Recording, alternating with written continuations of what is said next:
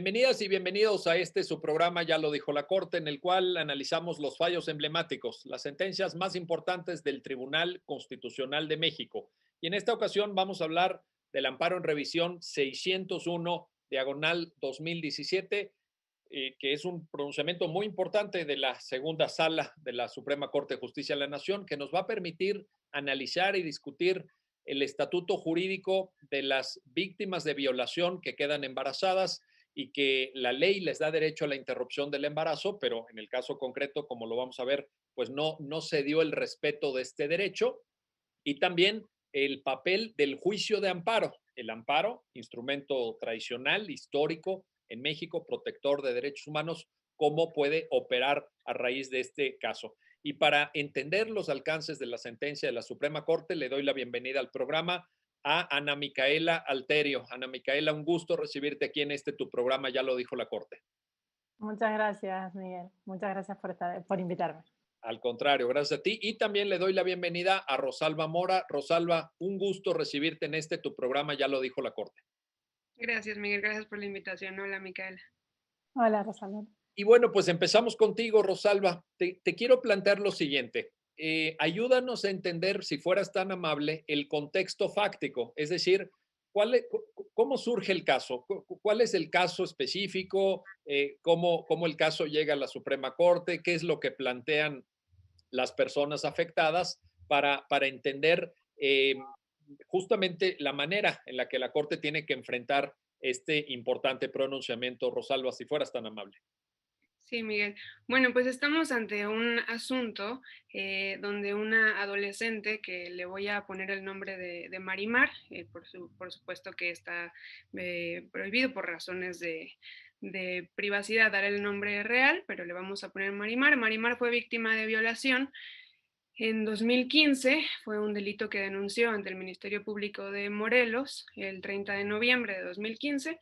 En su declaración del 8 de diciembre posterior, dice que como consecuencia de esa violación resulta embarazada. El 9 de enero de 2016, digo un poco las fechas porque es importante en este caso en específico por la cuestión de la interrupción, ¿no?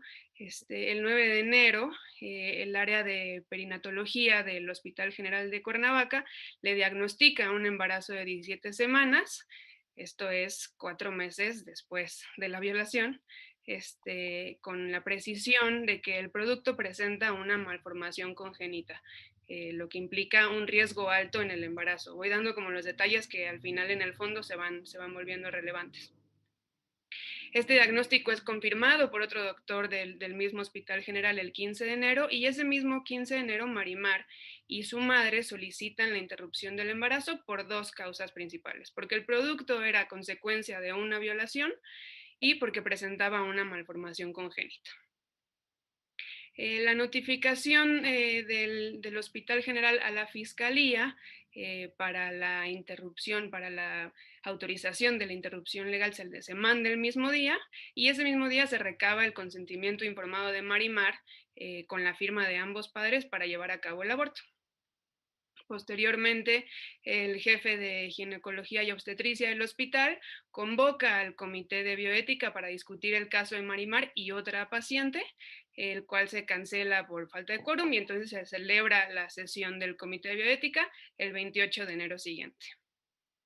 En esta sesión del comité, el comité determina, y lo voy a decir como está expresamente, si me lo permiten.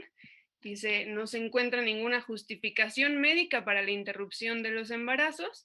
Por tal motivo, al no presentar ninguna de las madres alguna patología, se decide su egreso del hospital, ya que su estancia en el mismo implica un riesgo a la salud de las pacientes. Esto después de lo que ya les conté, de haber dicho que había una malformación congénita, que era un riesgo alto en el embarazo y que es producto de una violación, ¿no? El 5 de febrero, el jefe de ginecología le dirige un comunicado a Marimar, a la adolescente. También voy a recalcar mucho que es adolescente porque también es algo importante. diciéndole que después de un análisis de su expediente clínico, que tiene un supuesto embarazo normoevolutivo, o sea que va evolucionando de forma normal, por decirlo en las palabras médicas que utilizan, y que si bien es portadora de una malformación congénita, no pone en riesgo la vida de la madre y entonces no se cuenta con sustento ni orden legal para la terminación del embarazo. Entonces la dan de alta. Inconformes con este comunicado, el padre y la madre de Marimar por sí mismos y en representación de su hija promueven un juicio de amparo indirecto en el que alegan que Marimar es víctima de una violación grave de sus derechos humanos por actos crueles e inhumanos equiparables a tortura, porque la obligan a mantener un embarazo que es producto de una violación y que presenta una malformación congénita. Entonces solicitan la suspensión del acto reclamado, es decir, la negativa del procedimiento de aborto, y el juzgado de distrito admite la demanda y concede la suspensión, pero para que no se le deje de proporcionar atención médica al adolescente y al producto, y sin que ello, específicamente pone, sin que ello signifique la autorización para practicar el aborto. El 7 de junio, recuerdo la fecha de que en septiembre se cometió el delito de violación, el 7 de junio del año siguiente se dicta la sentencia por un juzgado de distrito auxiliar, que tiene dos partes específicamente. Un sobreseimiento por una supuesta inexistencia del acto reclamado relativo a los tratos crueles e inhumanos equiparables a tortura, porque las autoridades niegan que se hayan llevado a cabo estos tratos crueles e inhumanos y niegan, perdón la redundancia, la negativa de ejecutar la interrupción del embarazo. Y el juzgado de distrito dice que como Marimar no presentó prueba idónea y suficiente para desvirtuar dichas negativas, entonces sobresee respecto de esos actos. Y concede el amparo argumentando que el acta del Comité de Bioética determina que no hay ninguna justificación para interrumpir el embarazo, pero que no precisa las relaciones particulares, es decir, que no motiva ni fundamenta su decisión, y entonces se vulnera el artículo 16, párrafo primero, que me gustaría evitar más los términos abogadiles para que sea más entendible todo, pero el chiste es que el juzgado considera que no está fundamentada la decisión de no interrumpir el embarazo y entonces otorga el amparo para efecto de que el Comité de Bioética deje sin efectos esa acta anterior del 28 de enero y dicte otra en el mismo o diverso sentido, pero fundando y motivando su decisión, ¿no?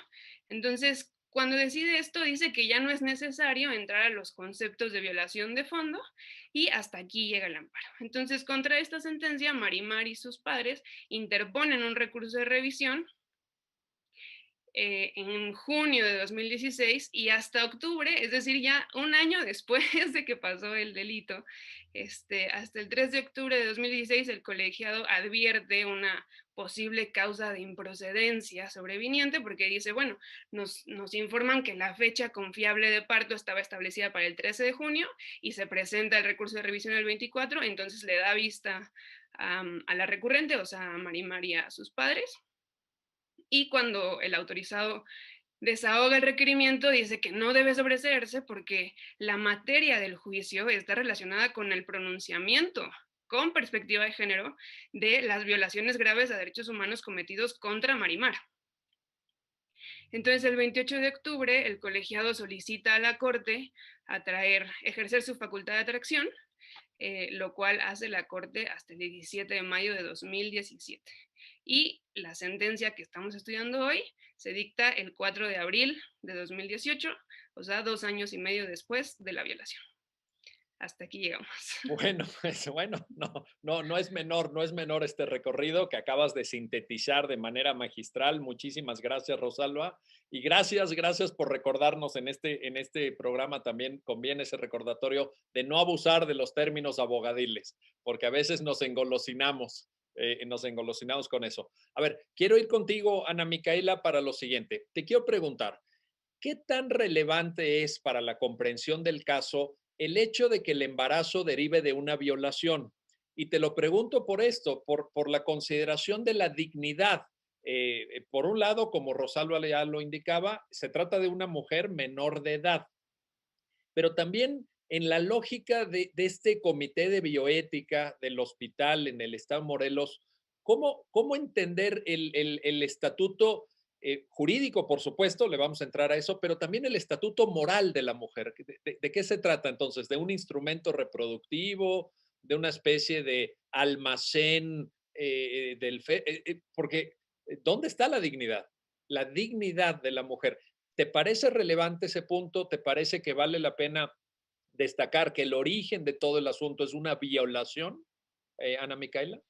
Sí, claramente que el hecho que ocasiona el embarazo sea una violación le da unos tintes especiales a todo el análisis del caso, que es diferente, por ejemplo, a otro tipo de casos donde la interrupción del embarazo se plantea por cuestiones de salud o incluso por la mera voluntad de la mujer de no querer continuar con un embarazo. Casi en toda América Latina, la verdad, pero en México desde casi principios del siglo XX, es que la punición del aborto, es decir, la previsión del aborto en el Código Penal como un delito, tiene algunas causales de excepción y entre ellas la violación es una, ¿verdad?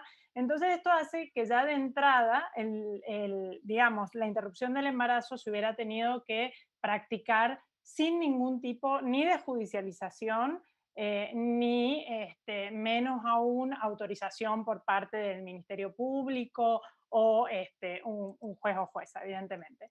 Entonces, esto por supuesto que le da unas características que aparte también tienen consecuencias en cómo vemos luego la interrupción del embarazo, que si quieren lo podemos hablar después. Una principal, y sobre todo con lo que me preguntabas, Miguel, sobre la dignidad de la madre, ¿no? El hecho de la violación es un delito, por supuesto, pero además los delitos que inflige mayor sufrimiento en las mujeres, ¿no? Y no solo en las mujeres, sino también en el entorno. Y por eso muchas veces se los califica de tortura. Esto, por ejemplo, ya la Corte Interamericana lo dijo en el caso Atenco, ¿no? Cómo todos estos abusos sexuales a las mujeres configuraban realmente tortura y que trascendían a la figura de la mujer, que más allá de que es, por supuesto, la principal víctima de este acto, trasciende sobre todo a su entorno también cercano. Entonces, tenemos acá un caso donde la mujer es víctima de un hecho delictivo, del cual por supuesto que no es responsable, y además se le exige, digamos, una cuestión totalmente irracional, que es una especie de deber de solidaridad de llevar adelante un embarazo forzado, ¿sí? Para dar, digamos, para dar vida a el producto de esa violación. Por tanto, esta situación, digamos, no resiste, si se quisiera hacer, que ya lo hizo el legislador, como digo, a principios del siglo XX, porque esto ya está legalmente permitido, no resistiría ningún tipo de ponderación. O sea, ¿dónde queda justamente la dignidad de la mujer? Entonces ya la dignidad de la mujer fue arrebatada por la violación y el hecho de negarle el derecho que tiene a interrumpir ese embarazo y de alguna manera frenar lo que implica la continuidad del sufrimiento, ¿no? Porque producto de esa violación hay un embarazo y cada día implica que este sufrimiento que ocurrió por la violación se perpetúe, ¿no? Entonces, este derecho de frenar un poco con ese sufrimiento se le niega. Yo creo que lo primero que hace esta sentencia, más allá de que es imposible volver atrás la situación a un estado donde a la chica no la hubieran violado, ¿no? Hasta adolescente, y menos aún si hubiera quedado embarazada, el tema de restituirle la entidad de sujeto con voluntad. Un poco lo que pasa, y a mí me hacía acordar mucho esto a la sentencia que se dictó en algún momento en la primera sala sobre interdicción. En todo el procedimiento se la trata a Maribel, le habíamos puesto a la adolescente violada, casi como una cosa. O sea, no se contempla lo que ella desea, no se contempla que ha sido víctima de violación.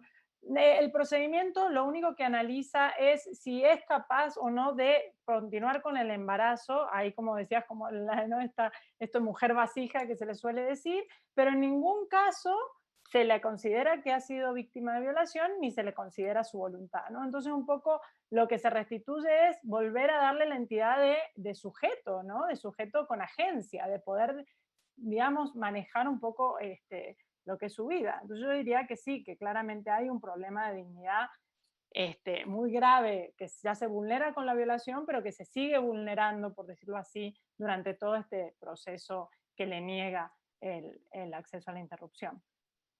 Oye, sí, sin duda, ahí hay un tema que es el origen de todo esto. Ahora, Rosalba, fíjate, en esto que decía Ana Micaela, hay un punto muy importante que también es materia de análisis por parte de la segunda sala. Ana Micaela dice, es que ni siquiera se tendría que haber judicializado, ni mucho menos. Y te quiero plantear lo siguiente, Rosalba. ¿Qué sucede con el deber de garantía, dice el artículo primero en su párrafo tercero de la Constitución, de todas las autoridades?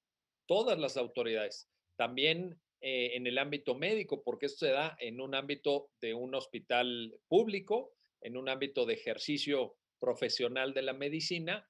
¿Tú crees, Rosalba, que con base en ese precepto, con base en el nuevo estatuto que tiene la reforma constitucional en materia de derechos humanos y los deberes proyectados a todas las autoridades, se podría haber tomado esa decisión por parte del propio hospital o de alguna forma? Porque aquí también, y tú lo dijiste muy bien en tu primera intervención, hay un tema de tiempo, ¿sí? La temporalidad, ¿no? ¿Cómo juega eso? Y también te lo pregunto por los casos que sucesivamente se puedan presentar, que creo que es una de los grandes mensajes, de las grandes aportaciones de la sentencia. ¿Cómo lo ves, Rosalba, desde ese punto de vista? Sí, ahí la verdad es que la aproximación que hace la Corte es muy sólida y muy oportuna, porque justamente habla de esta obligación general y lo vamos a ver más adelante respecto de la reparación, por ejemplo, pero habla de esta obligación general que tienen todas las autoridades en un caso, sobre todo como este de violación, de atender como emergencia la interrupción del embarazo, ¿no? Entonces, habla de que no solo se tuvo que haber, o sea, ni siquiera se tuvo que haber designado un comité de bioética que decidiera, porque el supuesto del Código Penal es muy claro, porque no solo está el supuesto del Código Penal, no solo está una ley secundaria, también hay una NOM, también hay un artículo primero que obliga a que todas las autoridades eviten de cualquier manera violaciones graves a los derechos humanos. Y la negativa de la interrupción legal del embarazo, en este caso, la interrupción voluntaria del embarazo, se tenía que dar desde un primer momento, o sea, porque ya había una violación grave con la violación a Marimar, ¿no? Y además se sigue perpetuando la violación cuando se le niega la interrupción del embarazo, cuando están todas las premisas legales para que se dé la interrupción del embarazo, ¿no?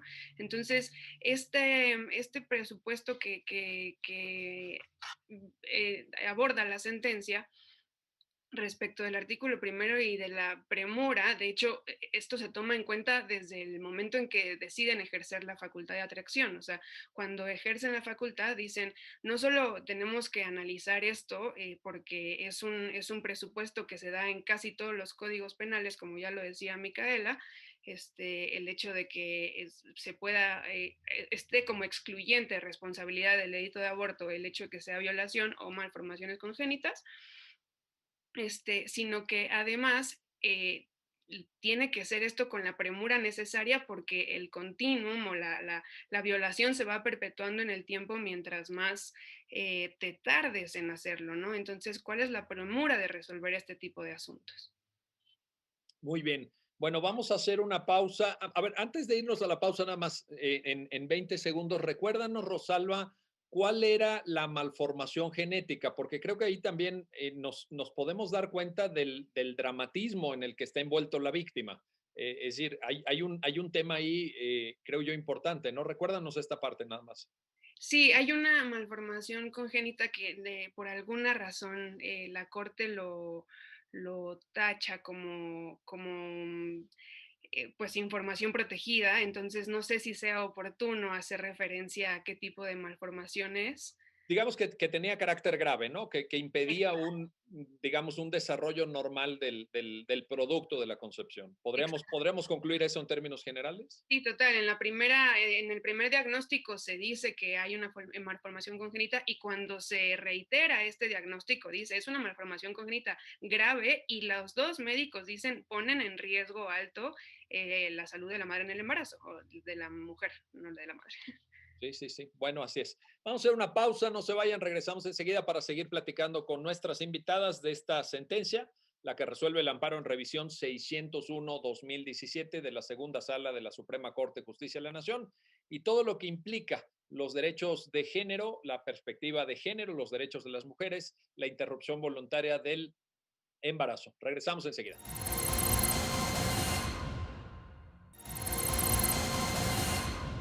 Ya estamos de vuelta, ya estamos de regreso para seguir comentando con nuestras invitadas este amparo en revisión 601-2017 y esta pléyade de temas, este conjunto de perspectivas. Y quiero regresar contigo, Micaela, para algo que mencionaste antes y que me parece que también tiene que ver con el fondo del planteamiento moral de la concepción misma de la dignidad humana en este caso, porque tú hablabas de cómo se le considera, hiciste el comentario, me pareció muy atinado, muy pertinente, cómo se le considera a esta mujer menor de edad, pues casi como un objeto, ¿no? Como que se le deja a un lado. El propio Comité de Bioética ni siquiera se preocupa de fundamentar adecuadamente, de motivar adecuadamente. Rosalba nos dijo, es que bastaba con que hubieran leído el Código Penal en la materia, vaya, tampoco se le requería un trabajo así como de astrofísica, ¿verdad? Pero en el punto concreto que te quiero plantear ahorita es el que tiene que ver con el hecho de que incluso, ya también Rosalba lo mencionó, la menor da su consentimiento informado. Y esto me parece un dato importante porque, vaya, un consentimiento informado en el ámbito médico es una expresión nítida, es una expresión clara de voluntad. Es decir, la propia persona está diciendo, no solamente estoy de acuerdo, me doy cuenta del tipo de procedimiento médico, me doy cuenta de la atención terapéutica que esto requiere y doy mi consentimiento. Entonces, ¿qué sucede ahí, Micaela? ¿No? O cómo entender esta parte también del caso. Bueno, esta parte del caso es muy difícil de entender, ¿no? Porque decimos, la ley es clara, hay un consentimiento informado y aún así se niega. Y la única forma, yo creo, de entender esto es un poco el contexto en el que se está inmerso el tema del aborto en términos legales, pero sobre todo morales, sociales, ¿no? Lo primero que decir es que en el caso de Morelos, que es donde ocurre este caso, unos días después el mismo ministro Franco de la segunda sala vuelven a resolver otro caso en Oaxaca, muy similar, solo que no era menor de edad. Lo que está pasando es que en estos casos no hay un derecho reconocido a interrumpir el embarazo, ¿no? Y ya el hecho de que se llegue o se vehicule, por decir así, un derecho a través de la excepción de la persecución penal, ya de por sí es muy complicado, ¿no? Primero porque genera este ámbito como de incertidumbre, ¿no? O sea, estamos ante la posibilidad de que haya una denuncia y una persecución penal, que es lo más grave que el Estado puede hacer, y hay planteada una excepción. Entonces ya de por sí eso genera como diría, una predisposición a tener reservas de hacerlo, ¿no? Mucha incertidumbre, no existían muchos protocolos, no había pronunciamientos de la Corte, lo cual es increíble. O sea, este caso empieza a sentar, digamos, bases ya más firmes, pero no habían pronunciamientos en gran parte, porque en muchos casos se sobreseía la materia, porque los abortos ya se producían o bien daban a luz por este término tan grande. Entonces, esto es el primer problema. Pero incluso salvando este problema, ya ahora paso a la cuestión moral, hay toda una especie, digamos, de normas informales o implícitas que han hecho básicamente prohibitivo la interrupción del embarazo, incluso en todos los países donde hay sistemas de causales, que como digo son la mayoría. O sea, si uno mira y recorre América Latina, Argentina, por ejemplo, donde yo vengo, hay un caso también muy similar, que es el caso FAL. Lo que ha ido pasando es que si bien el Código Penal tiene estas eximentes de responsabilidad, en la práctica esto no sucede. O sea, podemos hablar de cuáles son los obstáculos prácticos que después hay para acceder al aborto cuando está o bien exceptuado de la penalización o incluso permitido. Pero el tema moral a mí me interesa mucho porque tiene que ver con las estrategias discursivas que hay alrededor del aborto, ¿no? El aborto está concebido como que es algo malo. Y en los casos en que está penalizado, además es un delito. No es solamente algo malo moralmente, sino además es un delito. Entonces esto genera toda una carga alrededor del hecho que hace que el sistema de salud, pero también el entorno social, los médicos, por supuesto, médicas que les tocan estos casos, lo obstaculicen, lo traten de evitar, porque siempre es como un mal. Y esta estrategia discursiva también se le suma la idea de que de la mujer como víctima, que de nuevo le quita agencia. Es decir, la mujer que va a pasar por un aborto es una mujer que va a quedar traumatizada, es una mujer que ya está marcada, es una mujer que no va a estar bien, porque esto es un drama, porque es el último de los males. Entonces se ha pasado de incluso en los países donde está legalizado, digamos, de un discurso de mujeres asesinas a un discurso de mujeres víctimas prácticamente sin agencia. Y en todo esto está un paternalismo muy difícil de justificar, que está en el caso de aconsejarle que no lo haga, de te lo pensaste bien, de ir prorrogando y prorrogando los plazos para que esto suceda, que además son claramente en perjuicio de la mujer, no solo por lo que decíamos recién, que prolonga el sufrimiento en el caso de la violación, por supuesto, prolonga, digamos, sí, la tortura, vamos, de que es llevar adelante esto, sino también el tema de la salud. O sea, a medida que va avanzando el embarazo, interrumpirlo es mucho más riesgoso para la madre. Si en las primeras semanas podría hacerse una interrupción medicamentosa, prácticamente sin necesidad de que ingrese a un centro de salud o a un hospital, incluso sin necesidad de cirujanos o cirujanas que lo practiquen, a medida que esto va pasando se vuelve cada vez más complicado, más invasivo y con más riesgos a la madre. Entonces, acá tenemos dos, digamos, o tres problemas, yo diría. El primero es la concepción del aborto no como un derecho, sino como la excepción de un delito. El segundo es justamente toda la carga moral y discursiva que hay alrededor de considerar que el aborto está mal, ¿no? Entonces por eso es penado. Y entonces todo eso genera un impacto social muy importante, que además también repercute en la madre o en la víctima de la violación si en el caso logra hacerse el aborto y ya queda, como digo, marcada socialmente y perpetúa su sufrimiento.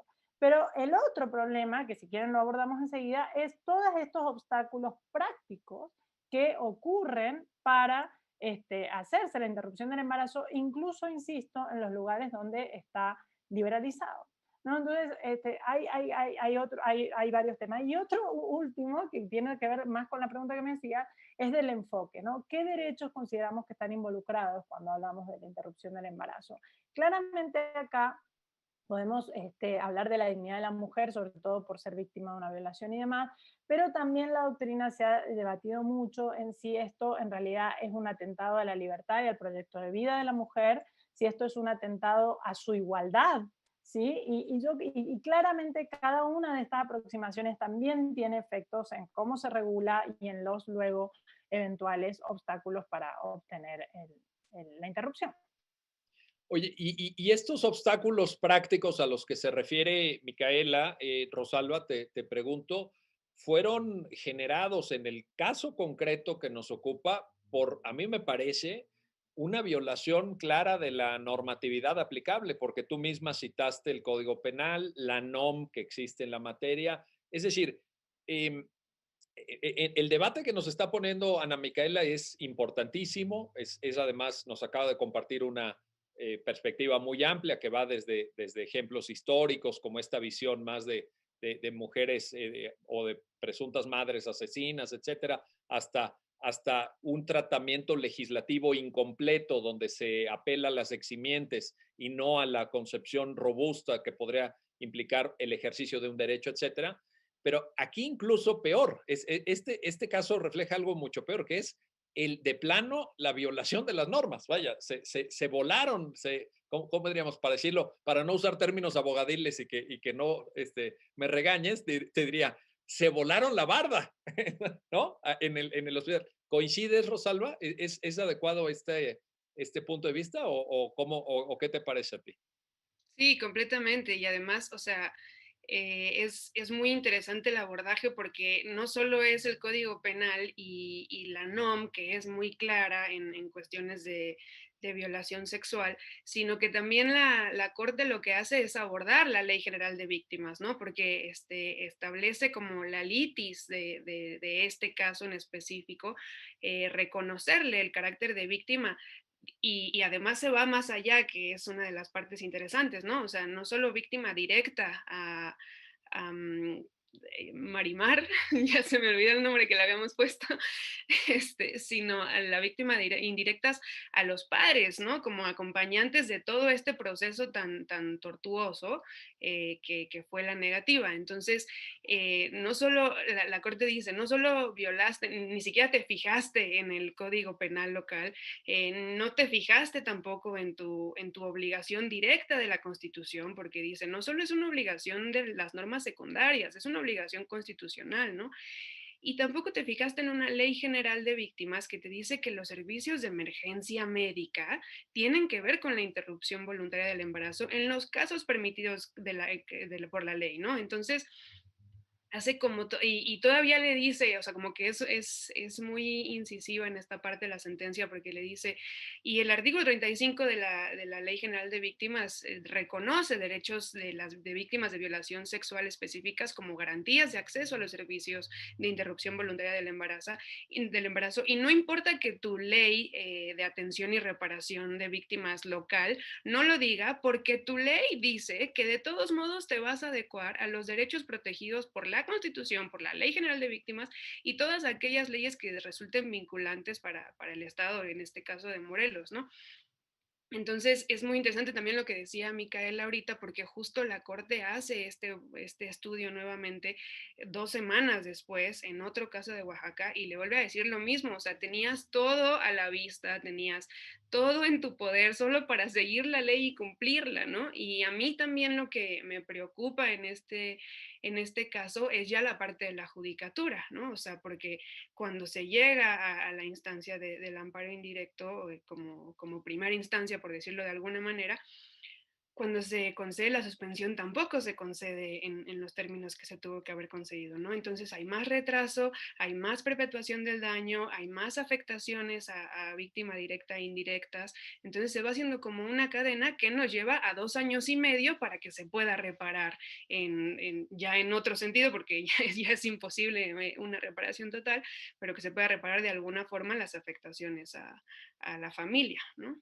Sin duda alguna. Ahora, ya que Rosalba toca el punto del estatuto jurídico de la víctima, ahí te quiero preguntar, Micaela, porque la Corte le reconoce el carácter de víctima directa a la menor de edad y de víctimas indirectas a los padres, al papá y la mamá de esta persona menor de edad.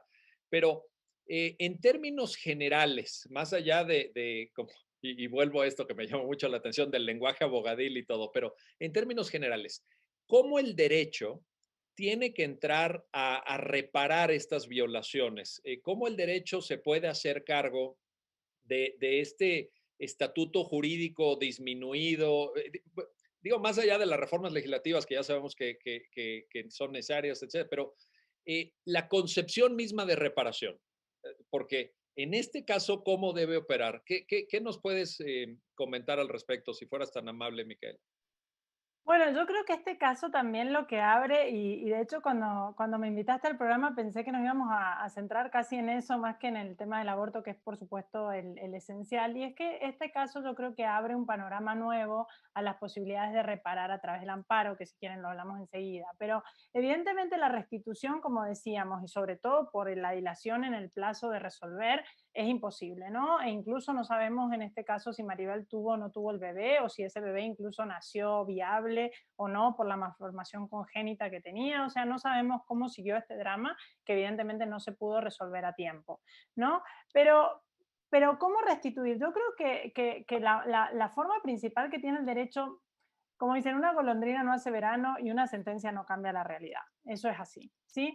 Pero ya el hecho de que la Corte, a través de una sentencia, sea clara en nombrar que esto es un sufrimiento, ¿sí? El nombrar la calidad de víctima de la mujer en este sufrimiento y en explicar justamente, primero, lo obvio. Acá hay una norma que ustedes se pasaron, como dijiste, el cerco, ¿no? O sea, no les interesó seguir. Pero además de eso, los deberes de debida diligencia, el deber de mayor protección, ¿no? El principio pro persona, el entrarle justamente al fondo de la cuestión para resolver lo antes posible.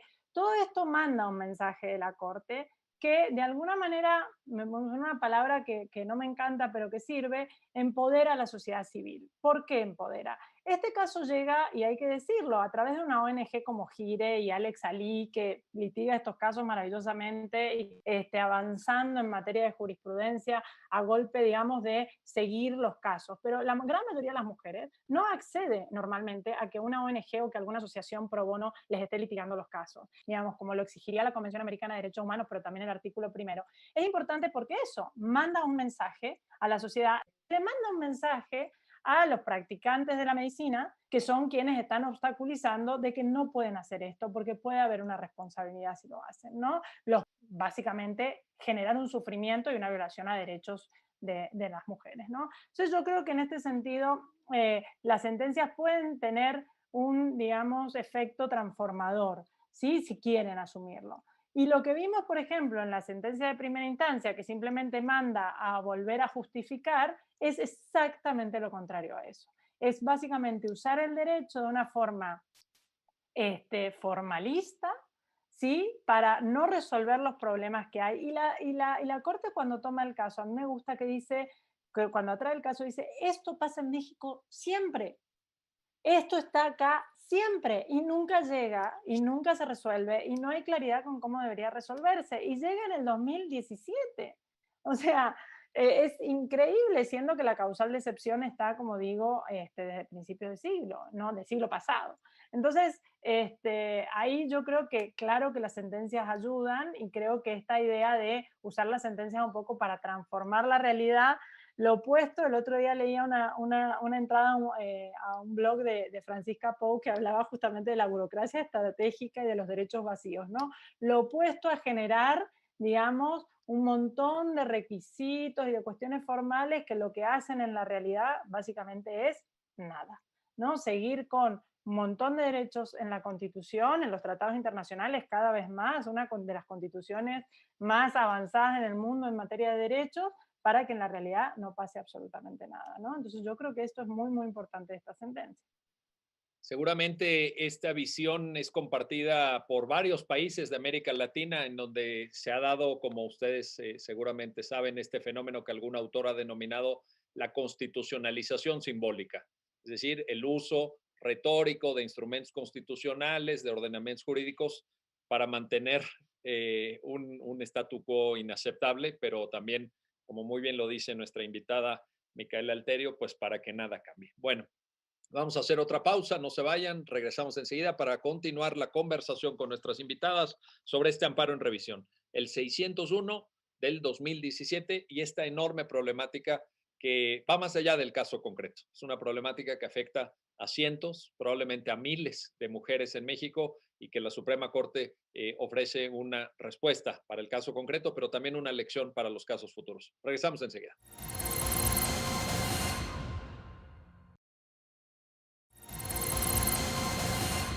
Ya estamos de vuelta, ya estamos de regreso para continuar la conversación sobre este amparo en revisión 601-2017.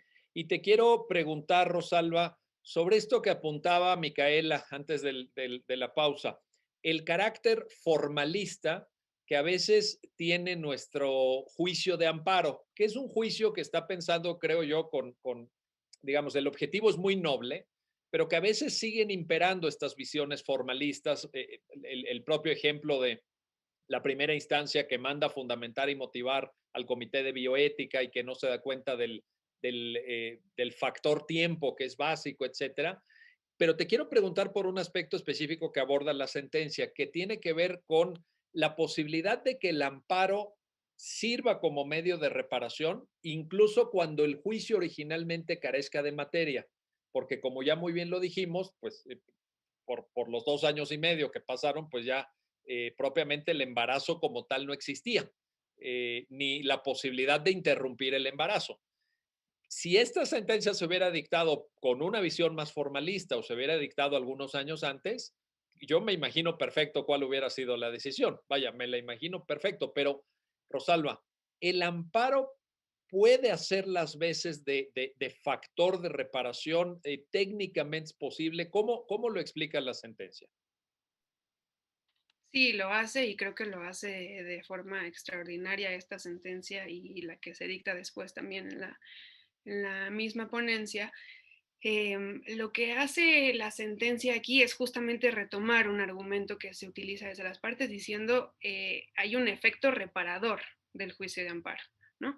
Entonces, no tiene que estar presente el hecho de que se pudiera pensar que se queda sin materia porque ya llegó el plazo que se contaba para el término del embarazo, sea por parto o sea por interrupción, sino lo que se tiene que analizar es si las actuaciones de las autoridades realmente constituyeron una violación grave a los derechos humanos, ¿no?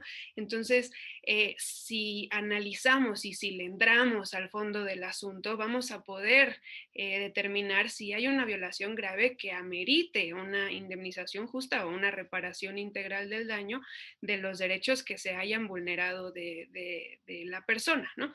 Entonces, aquí quiero retomar una parte que va a sonar un poquito abogadil, pero me parece importante hacerlo, por cómo aborda la sentencia el saltarse el sobreseimiento, que es justamente no entrarle al fondo del asunto.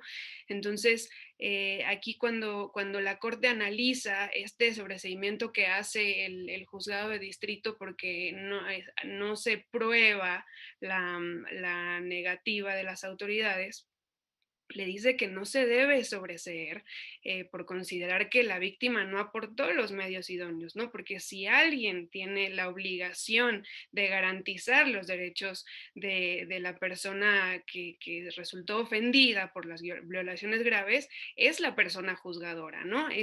Tiene esta obligación de entrarle al asunto, de analizar en el fondo todas las pruebas que se aportaron y si no cuenta con las pruebas suficientes, le recuerda que tiene las facultades para allegarse a los medios probatorios y a los elementos para mejor proveer, ¿no? Este término que se utiliza mucho en el derecho le recuerda que tiene la persona juzgadora que allegarse de todos los medios probatorios que acrediten o no o sea, la probable violación grave de los derechos humanos, independientemente de si ya se llegó o no al final del embarazo en estos casos en concreto, ¿no? Entonces lo que hace la Corte es levantar este sobreseimiento, recordar que se tiene que entrar al fondo porque las violaciones graves ya pudieron haber ocurrido, ¿no? Entonces esto es lo que hay que estudiar independientemente de si se puede considerar que hay materia o no, porque esta no es la materia es la violación grave a los derechos humanos, ¿no? Ahora que mencionaste lo de mejor proveer y a continuación mencionaste el sobreseimiento, abusaste del lenguaje abogadil. No, no es cierto.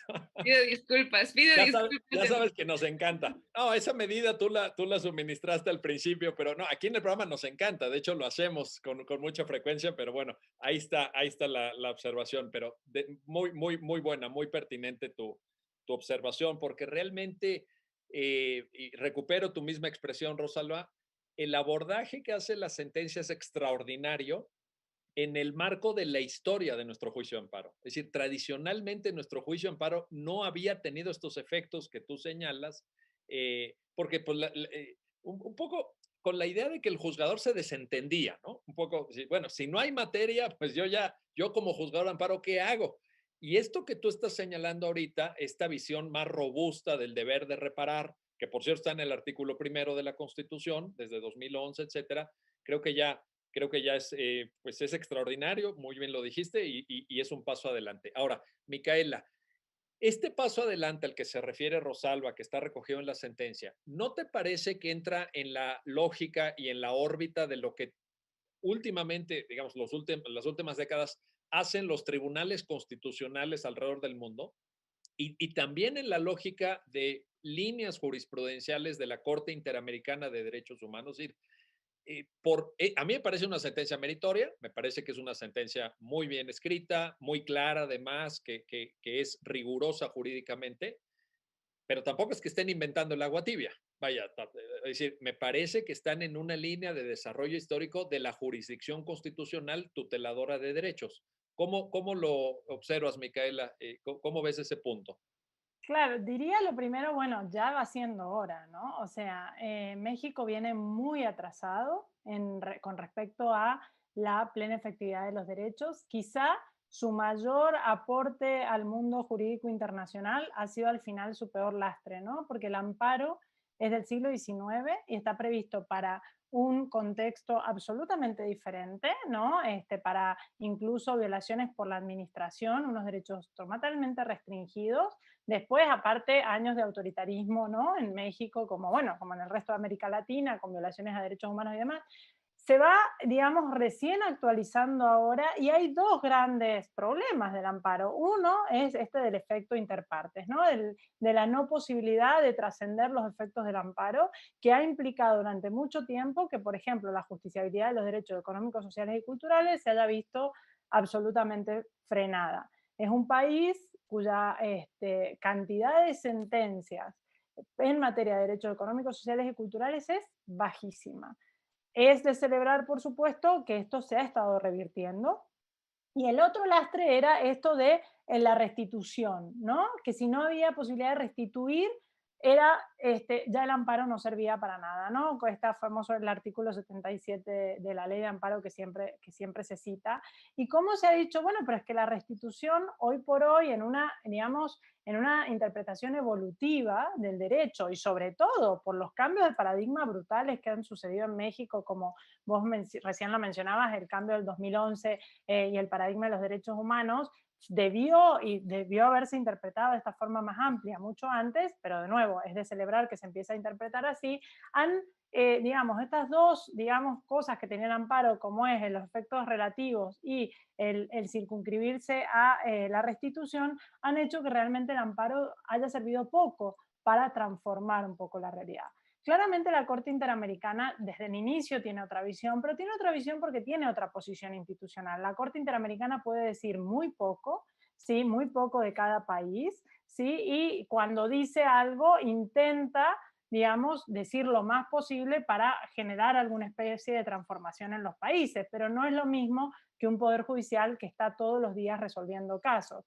Yo creo que algo bueno de la narrativa de la Corte de los últimos años ha sido empezar a posicionarse desde este punto de vista de hay que transformar la realidad, hay que hacernos cargo de la realidad del país y hay que transformar la realidad. Y si para eso tenemos que hacer sentencias como, por ejemplo, la que hubo de artículo 19 sobre misiones legislativas, la misma de pabellón 13 sobre hospitales, el hospital, el pabellón para VIH, SIDA, la que hubo misma de la 9/2018 sobre trabajadoras del hogar, ya empezamos a ver que la Corte ya ha empezado a decir, no, bueno, a ver, si para resolver esta violación de derechos humanos hay que interpretar un poquito más allá de lo que históricamente se había interpretado de forma muy restringida el amparo, bienvenido sea, porque lo que nos importa es modificar la realidad desde una visión de derechos fundamentales. Yo creo que lo que falta ahora es el paso siguiente, y es que la Corte empiece a, digamos, dar seguimiento a esas sentencias. Porque lo descorazonador, como el pabellón 13 no se construye, como el hospital de Oaxaca, por ejemplo, de la controversia constitucional 38 no se construye, y como el tema de los abortos no punibles en México sigue sin poder llevarse a cabo. Yo creo que el paso posterior, y es lo que en la evolución han ido haciendo otras cortes constitucionales más activistas desde el punto de vista transformador, que se usan como la de Sudáfrica o la de Colombia, es ya establecer los mecanismos de seguimiento para que la sentencia no se quede simplemente en hemos avanzado discursivamente, que ojo, no es poco, y yo creo que hay que celebrarlo, sino para que además podamos ver en la realidad estos cambios, ¿no? Y vayamos de a poquito transformando esta realidad, porque si no, lo que ocurre es eso, ¿no? Ya lo han dicho un montón de autores y lo decías vos recién, ¿no? Esta constitucionalización que genera derechos de papel y que la gran cantidad de la población no disfruta, no logra tener efectivamente. Ahora, en Un poco esto, crítica. yo te agrego a lo que acabas de comentar, Micaela, que desde el punto de vista teórico y desde el punto de vista doctrinal, yo suscribo cada una de tus palabras. Yo, digamos, en mi papel de académico y en mi papel de profesor de Derecho Constitucional.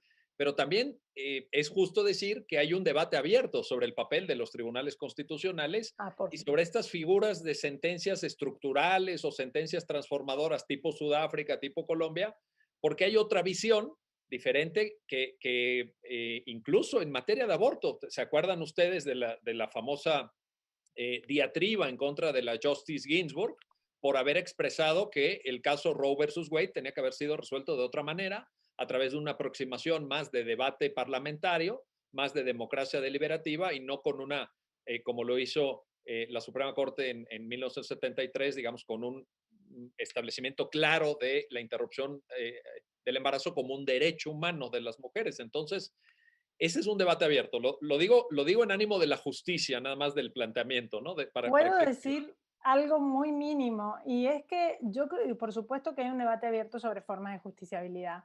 Lo que pasa es que yo creo que a veces se quiere importar la discusión norteamericana, que tiene una constitución que casi no tiene derechos y claramente no tiene derechos sociales, a una constitución como la mexicana, que es de 1917.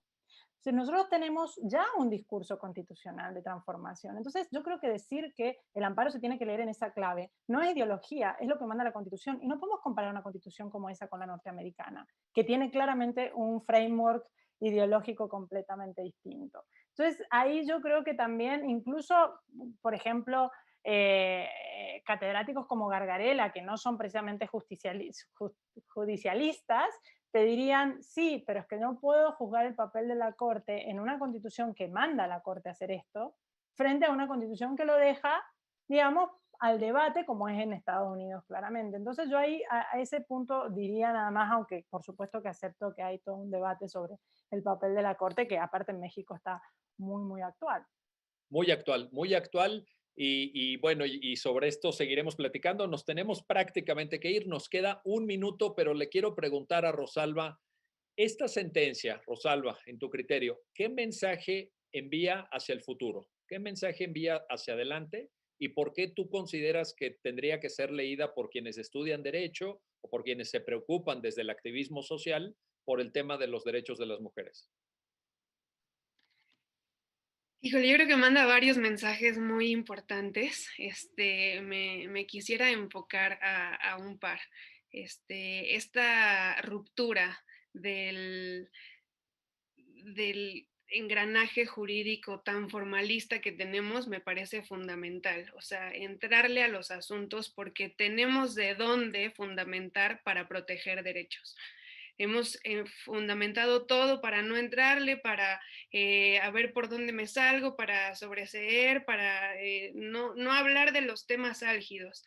Esta sentencia habla de los temas álgidos, los aborda para respetar derechos, para saber cómo restituirlos. O sea, lo que hace en la parte de medidas de reparación es extraordinaria porque o sea, es poco a poco, ¿no? Tampoco nos vamos a aventar al vacío, pero lo que hace es, bueno, si yo tengo un 77, por decirlo de alguna manera, que me limita mis reparaciones, lo que no me limita es mi artículo primero que me dice que yo tengo obligación de reparar y hay una autoridad que se dedica a la reparación del daño que se le hace a las víctimas, ¿no?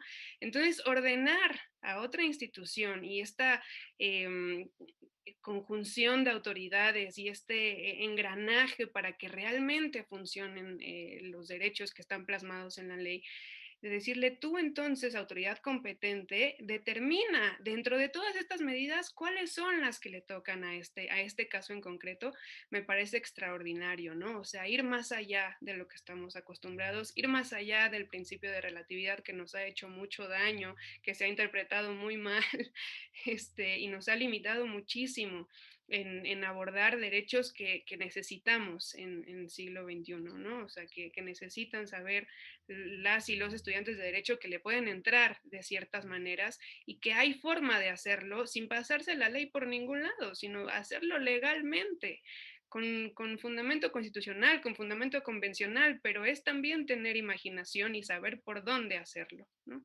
Me parece que esto diría. Muy bien, magnífico. Pues muchísimas gracias, Rosalba Mora, Ana Micaela Alterio. Gracias por ayudarnos a entender este importante pronunciamiento de la Suprema Corte de Justicia de la Nación, dictado en el amparo en revisión 601, diagonal 2017. Y gracias a usted que hace posible su programa, ya lo dijo la Corte, en el cual analizamos los fallos emblemáticos, las sentencias más importantes del máximo tribunal de la República. Hasta pronto.